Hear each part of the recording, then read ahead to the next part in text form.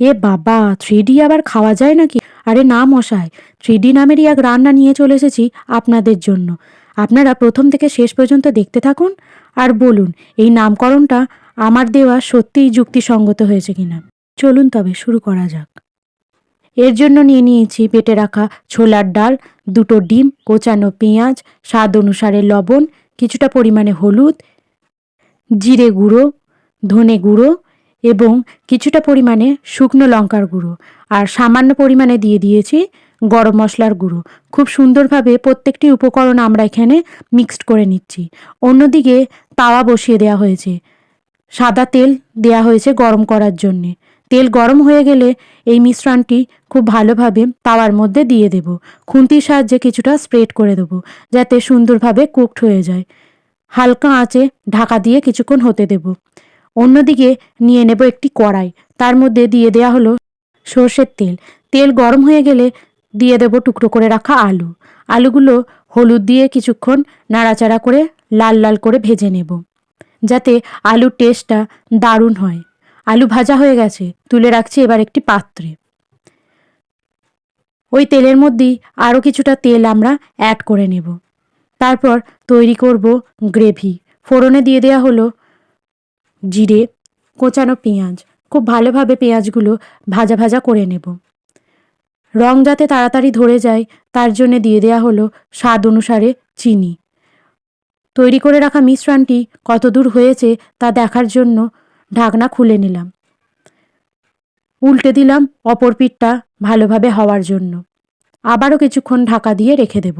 অন্যদিকে পেঁয়াজ ভাজা হয়ে গেলে দিয়ে দেব কোচানো টমেটো, আদা রসুন পেঁয়াজের পেস্ট, শুকনো লঙ্কা, ধনে জিরে, হলুদের গুঁড়ো।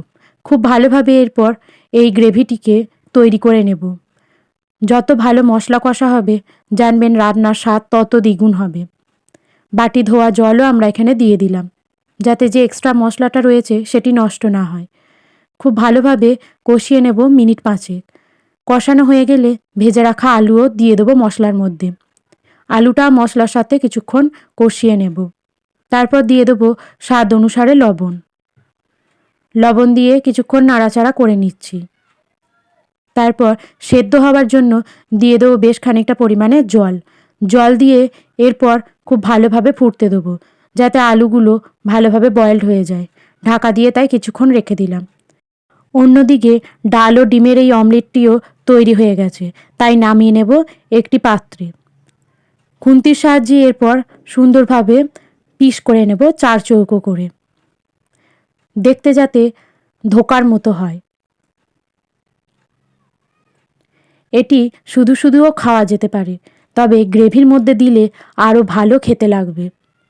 অন্যদিকে আমাদের তরকারিটিও হয়ে গেছে, খুব ভালোভাবে দেখছেন ফুটে এসেছে। এরপর আমরা দিয়ে দেব তৈরি করে রাখা ডাল ও ডিমের অমলেটের পিসগুলি। এখানে যেহেতু ডাল ডিম ইউজ করছি আর এটি যেহেতু হচ্ছে ডালনা, তাই আমরা এখানে নামটা দিয়েছি 3D, ডাল ডিমের ডালনা। সবগুলোরই ফার্স্ট অক্ষর ডি, তাই 3D নামটাই আমরা এখানে ইউজ করেছি। ওপর দিয়ে দিয়ে দিলাম কিছুটা ঘি, ছড়িয়ে দিলাম খানিকটা গরম মশলা ও অল্প কিছুটা পরিমাণে কোচানো ধনেপাতা। গ্যাস বন্ধ করে এরপর কিছুক্ষণ স্ট্যান্ডিং টাইমে রেখে দিয়ে সার্ভ করুন একটি পাত্রে। গরম গরম ভাতের সাথে কিংবা রুটি লুচি পরোটাকে জমিয়ে তুলুন এই রান্না দিয়ে। কেমন লাগলো অবশ্যই কমেন্ট করে জানাবেন। এরকম আরও অনেক রান্না রয়েছে আমাদের চ্যানেলে। চ্যানেলটি অতি অবশ্যই ভিজিট করুন এবং শিখে নিন এরকম ভিন্ন স্বাদের নিত্য নতুন রান্না। সকলকে অনেক অনেক ধন্যবাদ শেষ পর্যন্ত দেখার জন্য। দেখা হবে পরবর্তী অন্য কোনো ভিডিওয়।